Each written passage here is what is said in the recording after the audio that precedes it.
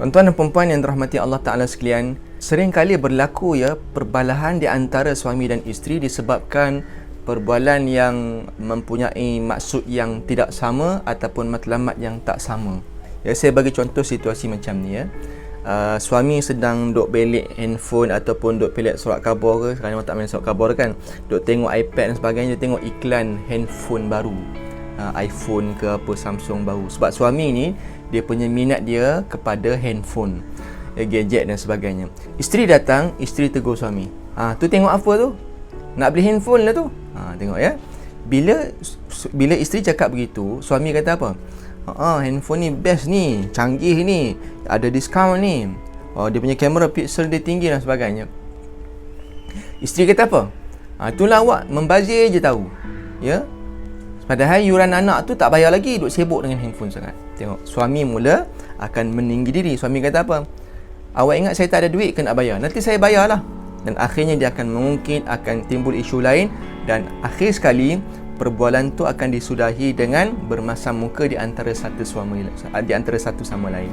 Sedangkan kita boleh perbaiki perkara ini dengan baik, tuan-tuan sekalian.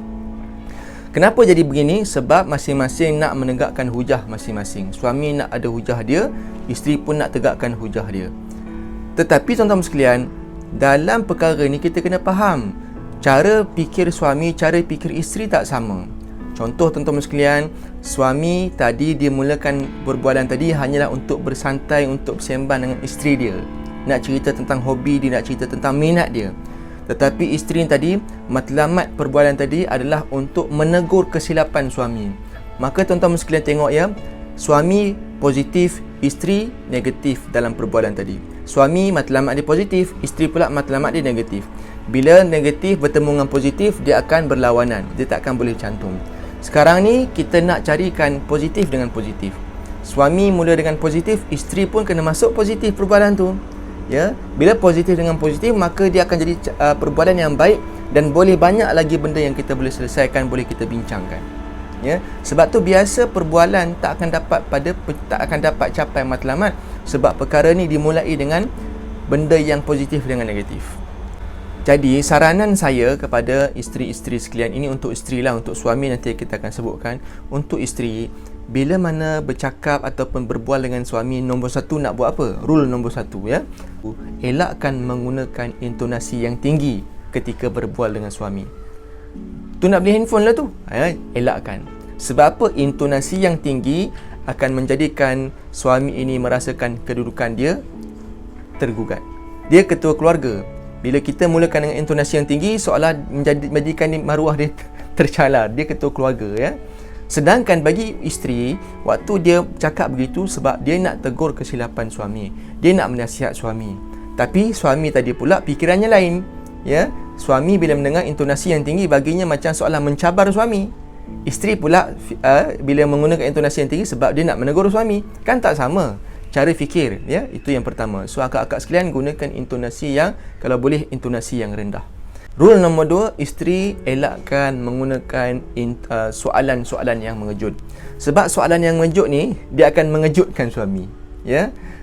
Soalan-soalan yang terkejut ini, yang mengejutkan, soalan-soalan mengejut ni, dia akan menjadikan seolah suami ni macam orang yang bodoh ya. Contoh ya, awak ingat awak banyak duit ke? Jangan, elakkan guna soalan seperti ni, sebab soalan tu agak mengejut. Awak ingat awak banyak duit? Ya, soalan tu mengejutkan suami. Dan tengok ya, bagi isteri, soalan macam tu adalah sebagai nak bagi peringatan pada suami. Kan? Soalan mengejut tu nak bagi peringatan, nak menegaskan bahawasanya jangan kita membazir. Bagi suami pula, fahamnya lain. Fahamnya suami, soalan mengejut macam tu seolah-olah mencabar, ataupun kita kata apa, seolah nak membagi tahu dia ni bodoh ya, nak bagi tahu dia ni tak pandai. So tuan-tuan sekalian, tengok cara fikir yang tak sama. Suami rasa betul, isteri pun rasa betul. So ini saranan saya untuk isteri, kalau boleh gunakan ya soalan-soalan yang berbentuk jangan mengejut sangat. Sebab mengejut itu akan menjadikan suami terkejut, dan dia merasakan dia seolah orang yang bodoh dan orang yang tak pandai. So bila kita dapat mulakan perbualan dengan baik, insya-Allah lama-lama kita boleh masukkan isu yuran anak-anak dan sebagainya. Poin dekat sini, pada permulaan perbualan itu pastikan positif dengan positif, barulah dia akan pergi pada perbualan yang seterusnya. Wallahu alam, mudah-mudahan ada manfaatnya. Assalamualaikum warahmatullahi wabarakatuh.